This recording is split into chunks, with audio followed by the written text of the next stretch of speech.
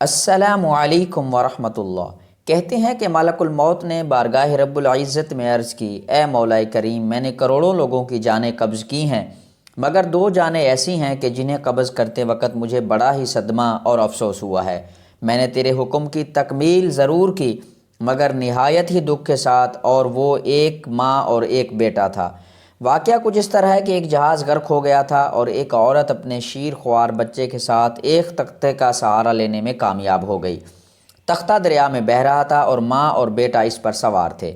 اے مولا کریم، اچانک تیرا حکم ہوا اور میں نے ماں کی جان اس تختہ پر نکال لی۔ میرے لیے پریشان کن بات یہ تھی کہ ماں مر چکی ہے، اب بچے کا حشر کیا ہوگا؟ بچہ ایک ٹوٹے ہوئے تختے پر سوار ہے اور تختہ ہر آن پانی کے لہروں کے تھپیڑے کھا رہا ہے، جو کسی وقت بھی کسی تیز لہر کی زد میں آ کر الٹ سکتا ہے۔ بچے کے لیے نہ خوراک کا انتظام ہے، نہ کسی نگران کا بندوبست ہے۔ دریا کے کنارے دھوبی کپڑے دھو رہے تھے، اچانک کسی کی اس بچے پر نظر پڑی تو تختے کو کھینچ کر لائے۔ بڑے حیران ہوئے کہ ماں مر چکی ہے، بچہ بے یار و مددگار تختہ پر زندہ سلامت موجود ہے۔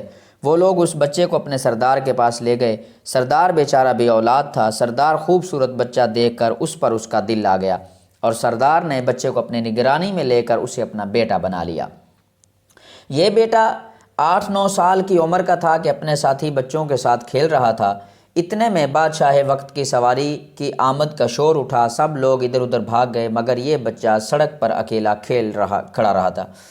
بادشاہ کی سواری گزر گئی، اس کے پیچھے اس کا عملہ پیدل آ رہا تھا۔ ان میں سے ایک سپاہی کو راستے میں سے سرما کی ایک پڑیا مل گئی۔ اتفاق سے اس بچے کی نظر بہت کمزور تھی اور سرما کی اسے بہت ضرورت بھی تھی، لہٰذا اس نے وہ سرما بحفاظت اپنے پاس رکھ لیا۔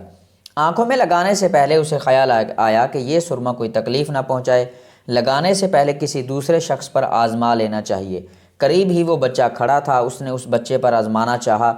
بچے نے سرما اپنی آنکھوں میں لگا لیا مگر جوں ہی سرما اس نے لگایا، اسے زمین کی تہہ میں موجود چیزیں نظر آنے لگیں۔ اس نے دیکھا کہ زمین کے اندر بہت سے خزانے پوشیدہ ہیں۔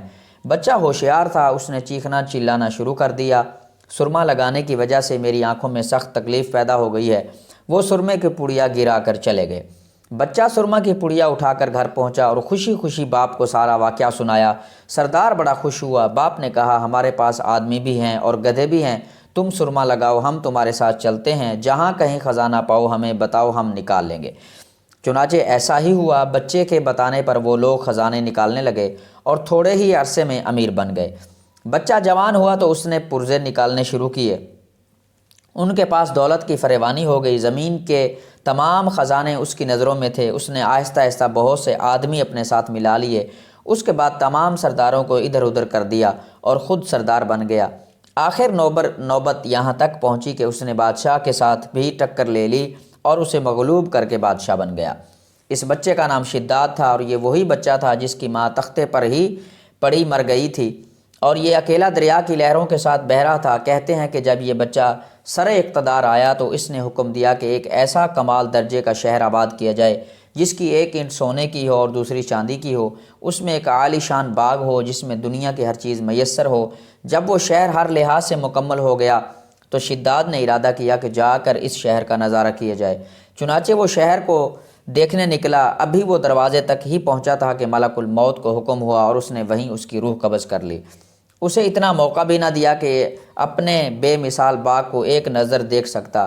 ملک الموت نے کہا کہ اے مولا کریم، اس شخص کی روح قبض کرتے وقت بھی مجھے نہایت ہی صدمہ پہنچا کہ وہ شخص ہر چیز تیار کر کے اسے دیکھ بھی نہ سکا۔ اللہ تعالیٰ نے فرمایا، یہ وہی بچہ ہے جس کی ماں تختہ پر مر گئی تھی اور اس پر تجھے ترس آیا تھا۔ اس بچے نے بڑے ہو کر نافرمانی کی، خدا کے حکم سے بغاوت کی اور سرکشی اختیار کی، مگر ہم نے اسے خود ساختہ جنت میں قدم رکھنے کی مہلت بھی نہ دی اور اسے باہر ہی ہلاک کر دیا۔ اسی جنت کے بارے میں مشہور ہے کہ وہ دنیا میں موجود ہے مگر انسان کی نظروں سے اوجھل ہے۔ امیر معاویہ رضی اللہ عنہ کے زمانے میں ایک صحابی کا اونٹ گم ہو گیا تھا۔ وہ اونٹ کی تلاش میں کہیں اس علاقے میں جا نکلا تو اللہ تعالیٰ نے اسے وہ سب کچھ دکھلا دیا تھا۔